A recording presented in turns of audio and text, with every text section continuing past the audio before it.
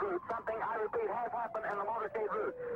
There's numerous people running up the hill alongside Elm Street. Stand by just a moment, please. Something is terribly wrong. I'm in behind the motorcade. 9 to 4 minutes as though they're going to Parkland Hospital.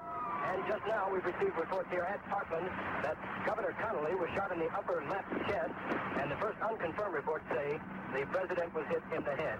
That's an unconfirmed report that the president was hit in the head.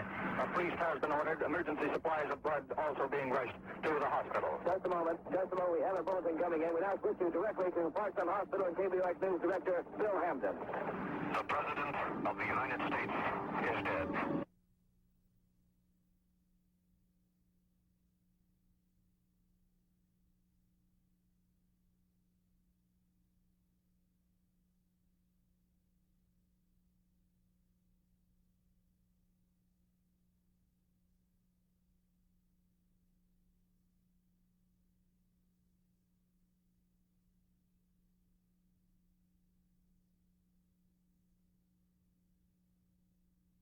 Dallas police have announced they have apprehended a suspect in the slaying of Dallas police officer Lawrence Tibbett. The suspect, Lee Harvey Oswald, was arrested in the Texas Theater, a nearby movie house, after theater personnel alerted police to a harried-looking man who ran into the theater without paying. After questioning and a search, which produced a pistol, the Dallas police are quite sure they have the killer. Oswald is also suspected in the assassination of President Kennedy. Did you kill the president? No, I've not been charged with that. In fact, nobody has said that to me yet. The first thing I heard about it was when the newspaper reporters in the hall asked me that question. You're the president? I work in that building. Were you in the building at the time? Naturally, if I work in that building, yes, sir. Back up, man. Did you kill the president? No, they're taking me in because of the fact that I lived in the Soviet Union. I don't know exactly how long it's been on the question. It's been intermittent. It has not been continuous. OSWALD. Did you shoot the president? I didn't shoot anybody, no, sir. He was described as 5'6", 5'8", light build, brown hair, having on a jacket, white shirt, and dark trousers.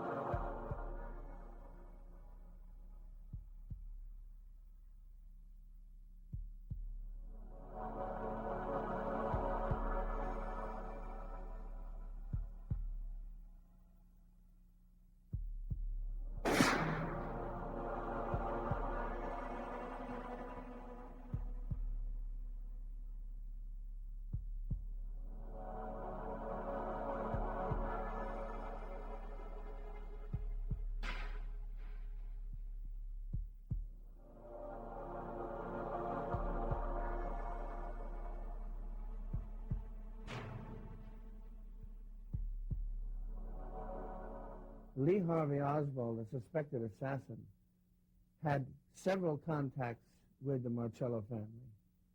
And Jack Ruby, the killer of the suspected assassin, also had contacts with the Marcello family. And you can't say that about anybody else. Lee Harvey Oswald's surrogate father, his uncle, with whom he lived in New Orleans, was a member of Carlos Marcello's gambling network. He was a bookmaker and, strictly speaking, working for Carlos Marcello. Then there was a man by the name of David Ferry, who was working for Marcello's lawyer and who was meeting frequently with Marcello throughout the summer of '63 and the fall of 1963, and who met with Marcello the 2 weekends before the assassination. He was a very good friend of Lee Harvey Oswald. So Lee Harvey Oswald was known to the Marcello organization. This fellow Oswald shot Kennedy.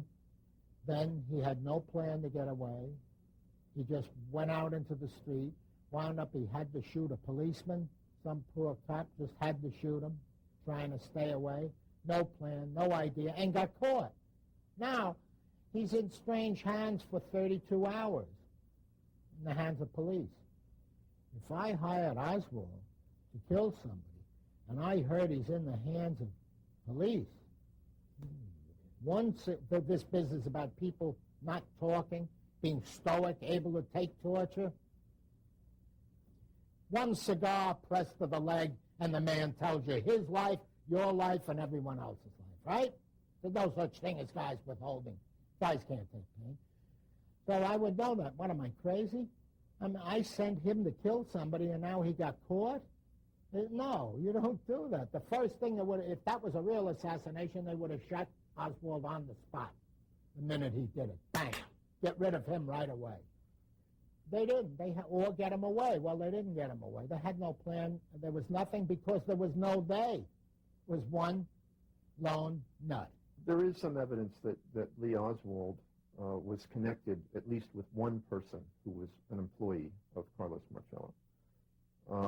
There is a great deal of evidence that Jack Ruby was himself a creature of organized crime and indeed had been sent to Dallas in the 1940s by the Chicago Mafia to organize the rackets there.